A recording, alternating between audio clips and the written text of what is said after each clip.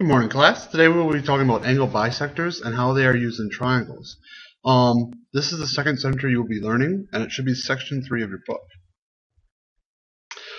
First of all, we should already know what an angle bisector is all the way back from chapter 1. However, an angle bisector is a ray that divides/cuts an angle into two congruent angles. So if I look right here, because this angle and this angle is marked as congruent, I know that ray BD has to be an angle bisector.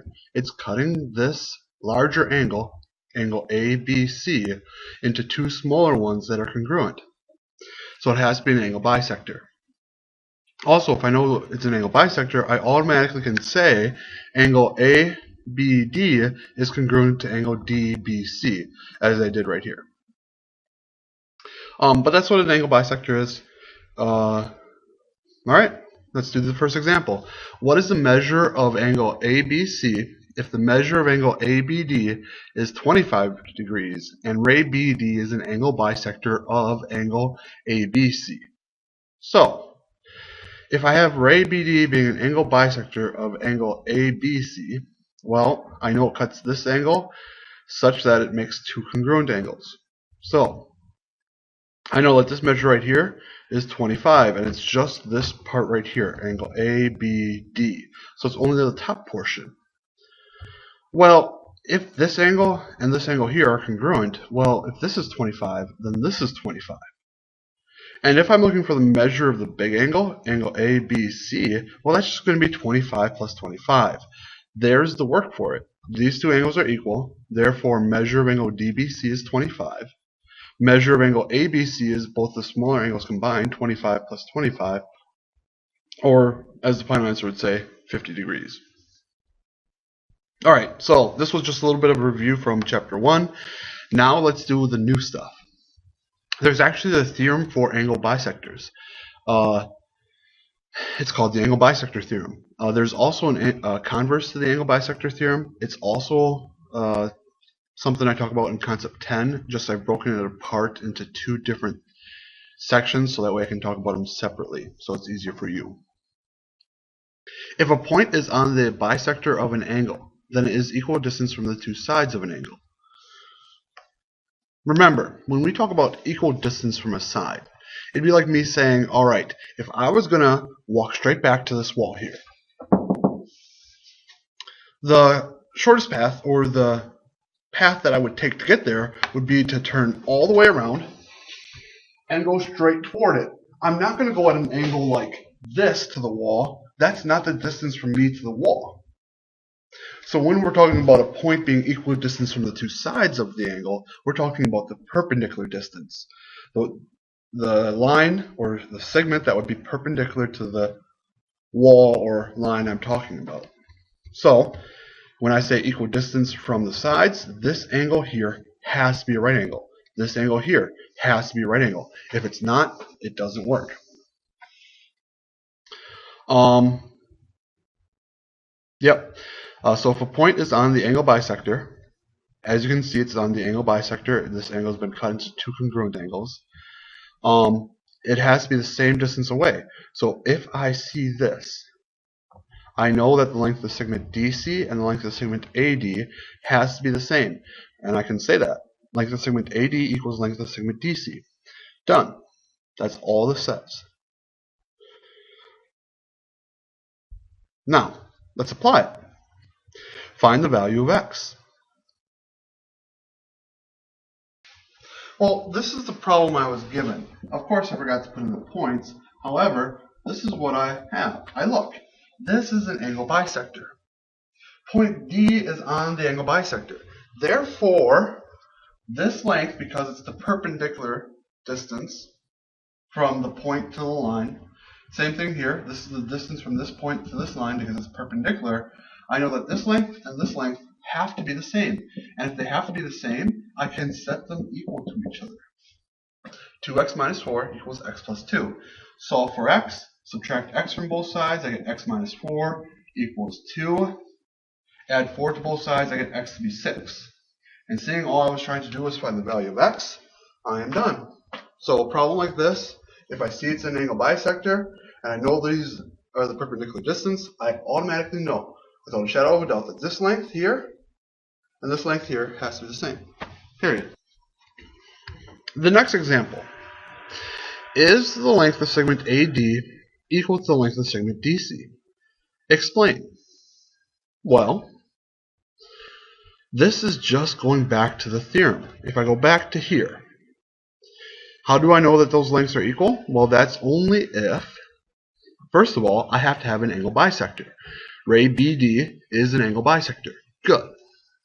I also need to make sure that this length from D to C is the perpendicular, but it has to be perpendicular to the side. Same thing here. D to A, it has to be perpendicular to the side. So I look, it matches, it is the distance from the point to the side, and it's on the angle bisector. Yep, this has to be by the angle bisector theorem. Over here, on the right side, I look, first of all, do I even know if ray BD is an angle bisector? Actually, I don't. There's nothing here that says it in words. There's nothing here in the diagram that says it. I don't even know if D is on an angle bisector. I can't say anything at all. The only way I could say that length of segment AD is equal to length of segment DC would be if I had an angle bisector. The other way would be if I could get this top triangle to be congruent to this bottom triangle. However, at most, I have two pieces of information. A right angle, and this segment being congruent to itself. So there's no way I can get the triangles to be congruent. D is not on the angle bisector. These lengths from D to A is not the distance from the point to the side. It's from the side point here to this ray. So nothing here works nicely. I can't say not enough information. It could be, but not enough information. So, yes, not enough information. Alright, the converse. It's just the reverse. So before where I said if I have an angle bisector, I know it's equal distance from the endpoints. Equal distance from the sides. Well, in this case, if I have a point that's on the interior of an angle, let's just say point D here. And I know it's equal distance from the sides, so it's equal distance from A and C here. And I know it's equal distance from the side, again, because it's the perpendicular to the side. It's the length that is perpendicular to the side I'm talking about. And how do I know they're equidistant? Is because they have this markings that say they are congruent or have the same length. If I see this, I automatically know that if I would draw a ray from point B through D, it would have to be the angle bisector. That's what this converse says. If a point is equal distance from the sides, then it has to lie on the angle bisector. So, find the value of x. Alright, when I look at this first problem here, the one on the left here, of course, the one I'm closer to right now, I look and right now what I see is that this point is equal distance from the sides. Well, if it's equal distance from the sides, that means, that it has to lie on the angle bisector. D has to lie on the angle bisector, which tells me that this angle here and this angle here have to be congruent. Wait, if those angles are congruent, that means they are the same measure. And if they're the same measure, that means I can set 3x minus 5 degrees equal to x plus 3 degrees. Those degrees really don't matter because they both match up on both sides. I'm setting degrees equal to degrees, so we're fine. And at this point, I just solve for x. Subtract x from both sides. Add 5 to both sides. And last but not least, divide both sides by 2. I get x to be 4.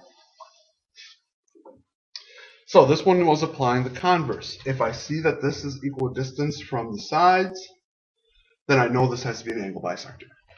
Over here, I look. I see I automatically have an angle bisector. If I have an angle bisector, and these lengths are the equidistant, or sorry, not equidistant, the distance from this point to the side, I know without a shadow of a doubt these lengths have to be congruent. Angle bisector theorem. If they are congruent, their lengths are the same. I can set 5x minus 4 equal to 3x plus 2. And at this point, it's just solve for x. Subtract 3x from both sides. 2x minus 4 equals 2. Add 4 to both sides. 2x equals 6. Divide both sides by 2. X equals 3. And I am done.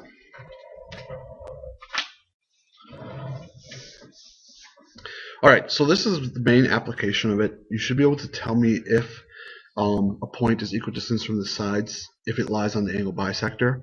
And you should also tell me that if a point is equidistant from the sides of an angle, that it lies on the angle bisector. That's what the two theorems say.